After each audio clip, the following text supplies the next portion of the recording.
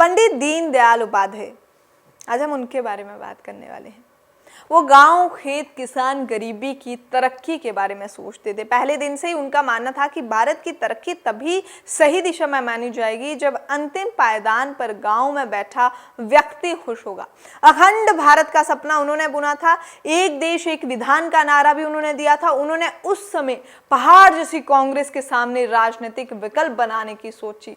उन पंडित दीनदयाल उपाध्याय की आज 25 सितंबर को 107वीं जयंती है। कांग्रेस और देश के अनेक राज्यों में सत्तारूढ़ भारतीय जनता पार्टी उनके बनाए आदर्शों पर चलने का प्रयास कर रही है। भारत सरकार की अनेक योजनाओं में उनकी छाप स्पष्ट देखी जा सकती है। जम्मू कश्मीर से धारा 370 को हटाने का सपना उनका बेहद महत्वपूर्ण सपना था। इतना ही नहीं, जब केंद्र सरकार ने दीनदयाल उपाध्याय को अंत्योदय योजना की शुरुआत की तो ये उनके प्रति श्रद्धांजलि ही कही जाएगी।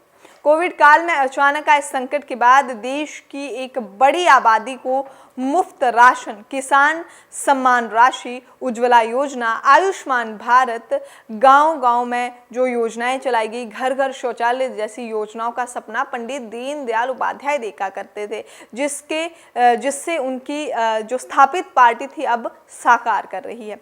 ये सभी उदाहरण इस बात के प्रमाण हैं कि भारतीय जनता पार्टी अभी भी उनकी जो जड़ें हैं पार्टी की वो उनसे जुड़ी हुई हैं। जो लोग कहते हैं कि मोदी की पार्टी है, गलत है। मोदी सर्वोच्च नेता है, ये भी सही है, कहीं ना कहीं हम इसे गलत नहीं कहेंगे, लेकिन ये निर्वाचनवाद सच है। पर पार्टी आज भी दीनदयाल उपाध्याय जी की आदर्शों पर चल रही है।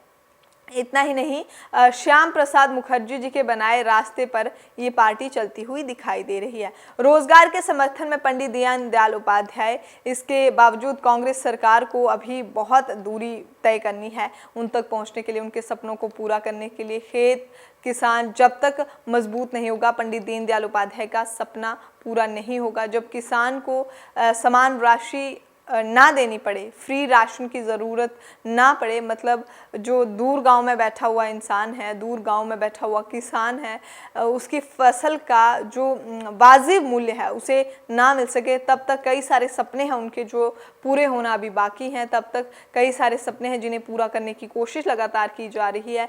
वो औद्योगिकरण के विरोधी थे, आज होते तो शायद विरोध नहीं करते, लेकिन इस बात का समर्थन ज़रूर करते कि गाँव-गाँव तक सड़क, बिजली, पानी यानी कि मूलभूत सुविधाएं हर घर घर तक पहुंचना जरूरी है, रोजगार पहुंचना जरूरी है।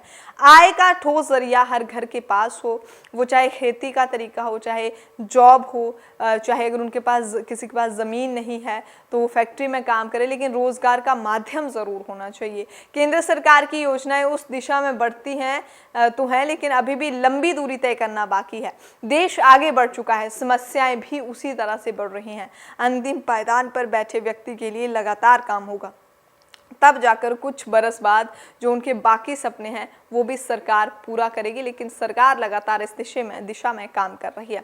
सरकार को अब इस दिशा में काम करना होगा कि मांडियों की जो लूट खसोट बंद हो, किसान की ब्लैकमेलिंग बंद हो। इस वजह से कई बार किसानों को उनकी फसल की लागत निकालना मुश्किल पड़ जाता है, उन्हें घाटा उठाना पड़ जाता है। जिस तरीके से अमूल जैसी कंपनी के जो सहकर्ता आंदोलन के ज़रिए, दूध के ज़रिए कंपनी किसानों को जोड़ रही है, उससे उनकी आर्थिक सहायता सही हो, ठीक उसी तरह बाकी जो तरीके हैं उनमें सभी में नकदी फसलों की खरीदें हो, किसान की मंडी तक पहुंचाने वाली लागत हो, या समय बचे तो ज़्यादा मेहनत से खेती को वो अपनी ज़्यादा मेहनत दे सकें, देश के लिए खायदान जो उत्पादन हो उस पर और ज़्यादा ध्यान दिया जाए। ऐसे तमाम सपने हैं जो पंडित दीनदयाल द्वारा देखे गए थे, जिन्हें अभी पूरा करना बाकी है। हालांकि पूरी कोशिश की जा रही है सरकार द्वारा कि उनके सारे सपनों को साकार किया जाए। चलिए फिलहाल इस वीडियो में इतना ही। आप अभी इजाज़त दीजिए। आप देख रहे थे इंडिया समाचार 27। मैं हूँ आपके साथ स्वाति ठाकुर। नमस्कार।